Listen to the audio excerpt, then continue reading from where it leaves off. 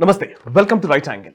ఆంధ్రప్రదేశ్లో అసలు ఏం జరుగుతోంది అనే ప్రశ్న ఎవరినైనా అడిగితే సర్వసాధారణంగా ఆంధ్రప్రదేశ్లో రెడ్ బుక్ రాజకీయాలు జరుగుతున్నాయనో, లేకపోతే అమరావతి గురించి ఓ పాత్రికేయుడు చేసిన దారుణాతి దారుణమైన వ్యాఖ్య గురించో మాట్లాడడం ఈ మధ్యకాలంలో మనం చూస్తూ ఉన్నాం.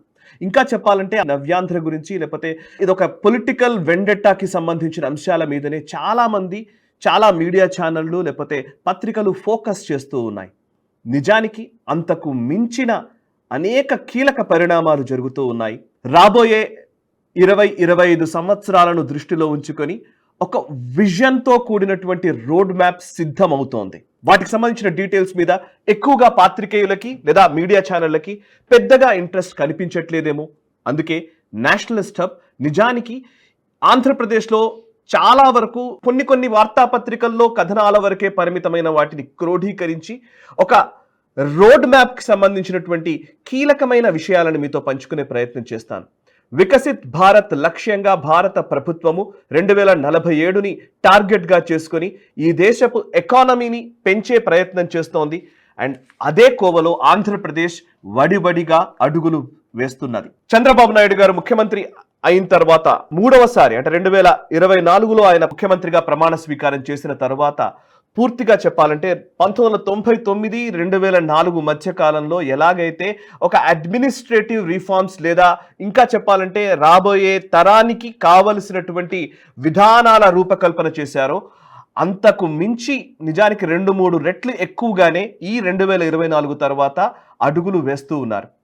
బాబు విజనరీ డాక్యుమెంట్స్కి సంబంధించి కొన్ని కీలకమైన విషయాలు చదువుతూ ఉంటే నిజానికి ఆంధ్రప్రదేశ్ రూపురేఖలే మారబోతున్నాయన్న ఒక ఆశావహ దృక్పథంతో నేను ఈ వీడియోని మీ ముందుకు తెస్తున్నాను. అండ్ నిజానికి ఇది పొలిటికల్ ఇంట్రెస్ట్లతో కాదు, నిజానికి రాజకీయ పార్టీలు ఎవరు, ఏ రాజకీయ పార్టీ అయినా సరే దేశ హితం కోసం ఎలాంటి మంచి పని చేస్తున్నా దాని గురించి చెప్పడమే పరమావధిగా నేషనలిస్ట్ హబ్ ఈ వీడియోని మీ ముందుకు తెస్తోంది. నిజానికి నెక్స్ట్ 20-25 సంవత్సరాలకు సంబంధించి ఫ్యూచరిస్టిక్ గా ఆలోచిస్తున్నటువంటి దేశాలన్నీ కూడా 3 విభాగాల్లో కీలకంగా పనిచేస్తున్నారు. అందులో ముఖ్యంగా భారతదేశము వికసిత్ భారత్ లక్ష్యాన్ని చేరువవ్వాలి అనంటే 3 కీలకమైన విభాగాల్లో భారత ప్రభుత్వం పనిచేస్తుంది. అందులో ఒకటి టెక్నాలజీకి సంబంధించి రాబోయే టెక్నాలజీస్ ని ఎలా మనం ఆకళింపు చేసుకోవాలి, మన దగ్గర ఆ టెక్నాలజీస్ ఆవిష్కరణ ఏ విధంగా చేయాలనేది ఒక అంశము. అందులో కీలకంగా ఆర్టిఫిషియల్ ఇంటెలిజెన్స్ ఉండబోతోంది. అండ్ మరొక వైపు డిఫెన్స్ సెక్టర్ కి సంబంధించి భారత ప్రభుత్వము గత 10 సంవత్సరాల్లోనే విపరీతమైన సంస్కరణలు చేశారు. అండ్ ఏరోస్పేస్ కి సంబంధించి, డిఫెన్స్ కి సంబంధించి ఒక అద్భుతమైనటువంటి ఫలితాల్ని మొన్ననే మనం ఆపరేషన్ సింధూర్లో కూడా చూసాం. అట్లాంటి డిఫెన్స్ సెక్టర్ కి సంబంధించినటువంటి ఆవిష్కరణల్లో ఆంధ్రప్రదేశ్ని ఒక హబ్గా మార్చే ఒక ప్రయత్నం జరుగుతోంది.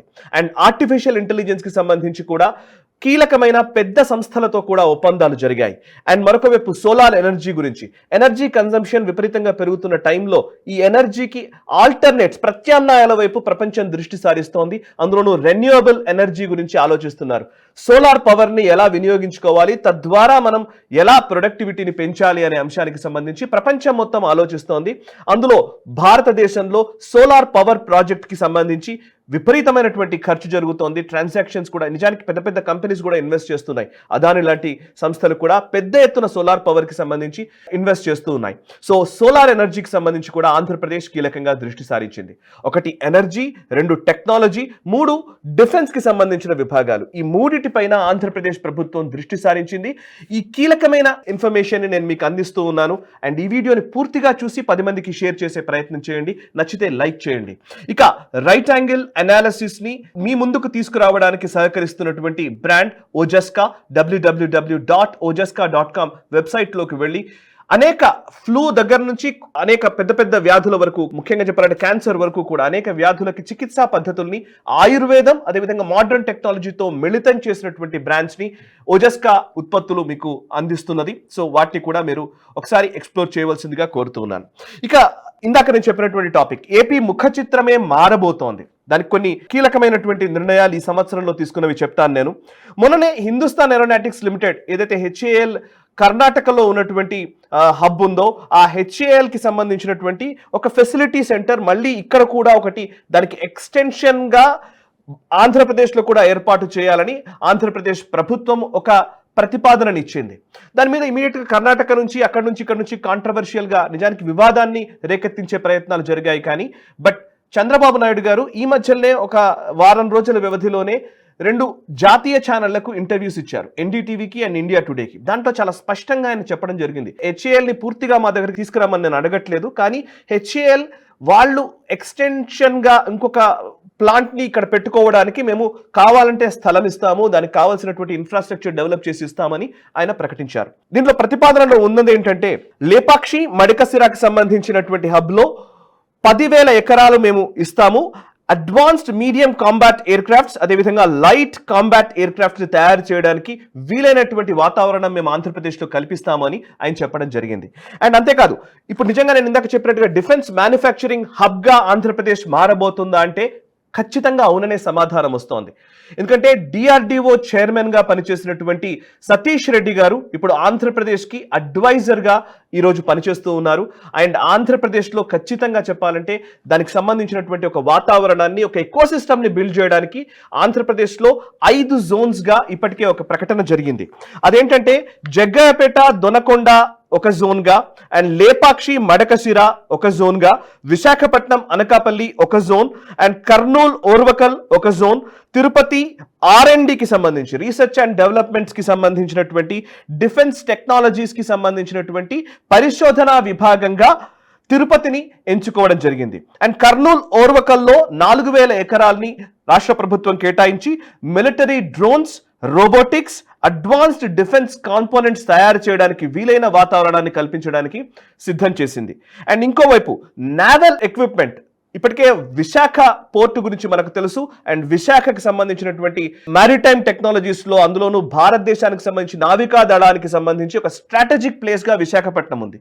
అట్లాంటి ఒక వ్యూహాత్మకమైనటువంటి విశాఖపట్నం పరిధిలో విశాఖపట్నం అనకాపల్లి మధ్య 3,000 ఎకరాల ల్యాండ్ని రాష్ట్ర ప్రభుత్వం కేటాయించింది. దాంట్లో నావల్ ఎక్విప్మెంట్ అదేవిధంగా వెపన్ టెస్టింగ్కి సంబంధించినటువంటి ఫెసిలిటీస్ని కూడా తయారు చేయడానికి రూపకల్పన చేశారు.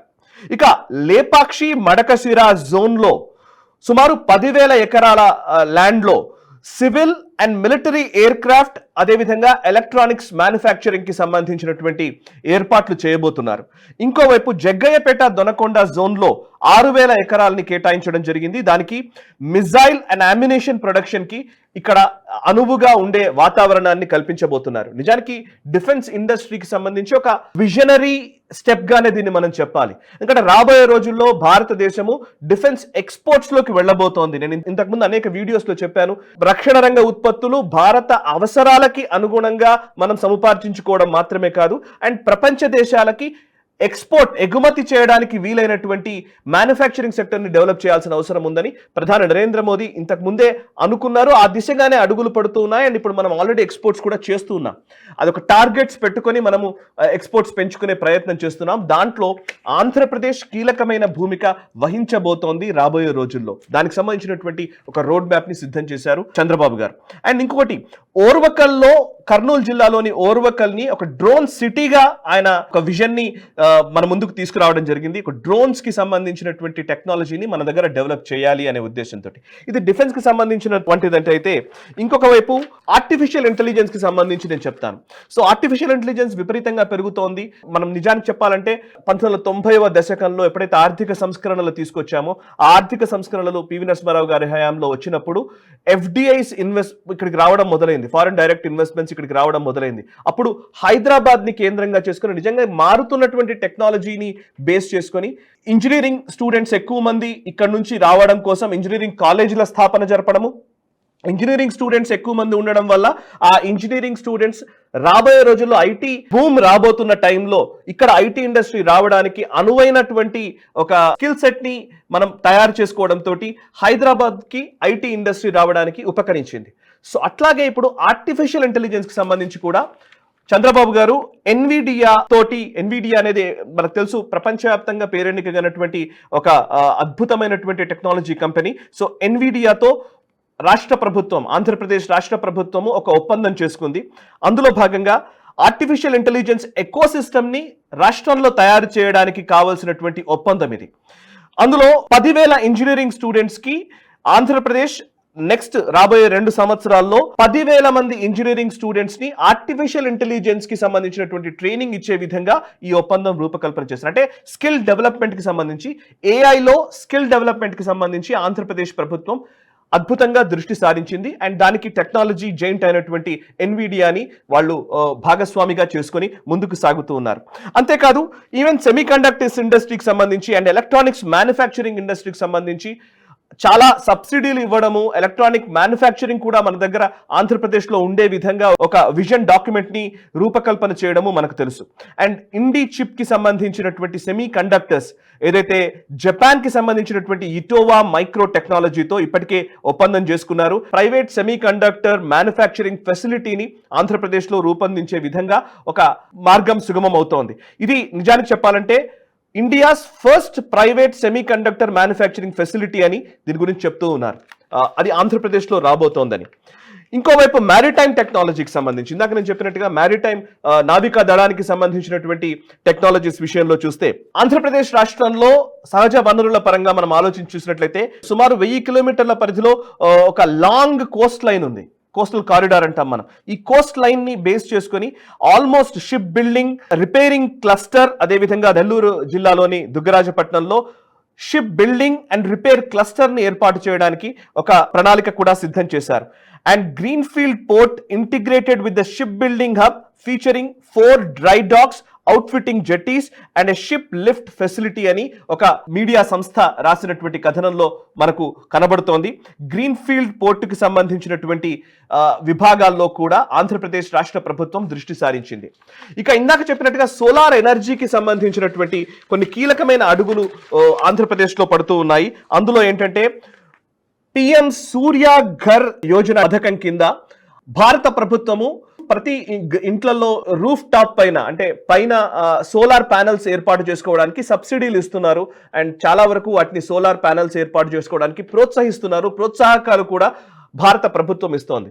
వాటికి తోడు ఆంధ్రప్రదేశ్ ఒక టార్గెట్ ని పెట్టుకుంది. ఆంధ్రప్రదేశ్ రాష్ట్రం ఇదేంటంటే ప్రతి అసెంబ్లీ నియోజకవర్గంలో సుమారు 10,000 దాకా రూఫ్ టాప్ సోలార్ యూనిట్స్ ఇచ్చే విధంగా చంద్రబాబు నాయుడు గారి నేతృత్వంలోని ఆంధ్రప్రదేశ్ రాష్ట్ర ప్రభుత్వం ఒక ప్రణాళిక సిద్ధం చేసింది.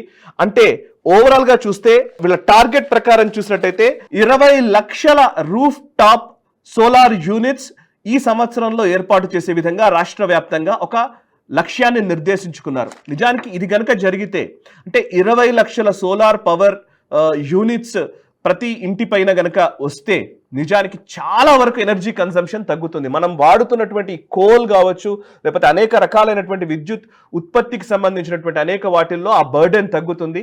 తద్వారా మనం రెన్యూవబుల్ ఎనర్జీ వైపు మనం వెళ్ళిన వాళ్ళం అవుతాం. అండ్ ఈవెన్ అది మన అనేక మందికి నిజానికి చెప్పాలంటే కరెంటు బిల్లు కట్టడానికి కూడా కష్టపడే వాళ్ళకి ఈ సోలార్ ప్యానెల్స్ ని ఇవ్వాలని దృష్టి పెట్టారు.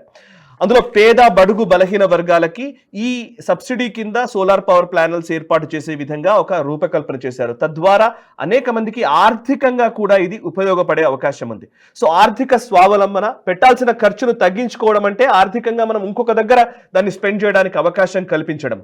సో ఇలా చూస్తే అంటే నెక్స్ట్ 25 సంవత్సరాలకు సంబంధించినటువంటి ఒక రోడ్ మ్యాప్ ని భారత ప్రభుత్వం ఏర్పాటు చేసుకుంది. అందులో ఆంధ్రప్రదేశ్ తన కాంట్రిబ్యూషన్ ని ఇవ్వడానికి చాలా స్పష్టంగా లక్ష్య సాధన దిశగా అడుగులు వేస్తోంది. అండ్ చంద్రబాబు గారి విజనరీ ఆలోచనలతోటి నిజానికి ఇప్పటికే క్వాంటమ్ వ్యాలీ అనే మాట గురించి మేము ఆల్రెడీ రీజనల్ రౌండప్ లో నేను మీకు ఎక్స్ప్లెయిన్ చేసే ప్రయత్నం కూడా చేశాము. సో నెగటివ్ వార్తలతో నిండిపోయిన ఈ తరుణంలో రెడ్ బుక్ రాజకీయాల గురించి లేకపోతే అమరావతిని భ్రష్టు పట్టించే విధంగా మాట్లాడే వాళ్ళ వ్యాఖ్యల మీద ఎక్కువ టైం స్పెండ్ చేస్తున్న ఈ తరుణంలో నిజానికి ఆంధ్రప్రదేశ్ రూపురేఖలు మారబోతున్నాయన్న ఒక పాజిటివ్ వార్తాంశంతో మీ ముందుకు వచ్చాను. అండ్ ఆంధ్రప్రదేశ్కి సంబంధించినటువంటి ఈ విజనరీ రూపకల్పనలో ఈ రాబోయే రోజుల్లో ఎలా ఆంధ్రప్రదేశ్ అభివృద్ధి చెందాలి, దీంట్లో మన భాగస్వామ్యం ఎంత, ప్రతి ఒక్కరి భాగస్వామ్యం ఏ విధంగా ఉంటే ఆంధ్రప్రదేశ్ అభివృద్ధి చెందుతుంది అనే అంశాలకు సంబంధించి మీ అభిప్రాయాన్ని కూడా కమెంట్స్ ద్వారా తెలియజేయండి. నెగటివ్ వార్తలు కాదు, పాజిటివ్ అంశాలని మనం ప్రజల్లోకి తీసుకువెళ్లే ఒక ప్రయత్నం నేషనలిస్ట్ హబ్ చేస్తోంది. మనసా వాచా కర్మణ దేశహితం కోసం పరితపిస్తోంది. ఈ వీడియోని 10 మందికి షేర్ చేయండి. అండ్ ఈ ఛానల్ని సబ్స్క్రైబ్ చేసుకొని జాతీయవాద జర్నలిజాన్ని ప్రోత్సహించండి. Thank you very much. ఈ వీడియో మీకు నచ్చినట్టయితే లైక్ చేయండి, 10 మందికి షేర్ చేయండి. అలాగే కామెంట్ల రూపంలో మీ అభిప్రాయాలను మాతో పంచుకోండి. Nationalist hub group of channels ను సబ్స్క్రైబ్ చేసుకుని తెలుగునాట జాతీయవాద జర్నలిజాన్ని ప్రోత్సహించండి. ఈ వీడియో కింద ఉన్న బెల్ ఐకాన్ పై క్లిక్ చేయడం మర్చిపోవద్దు.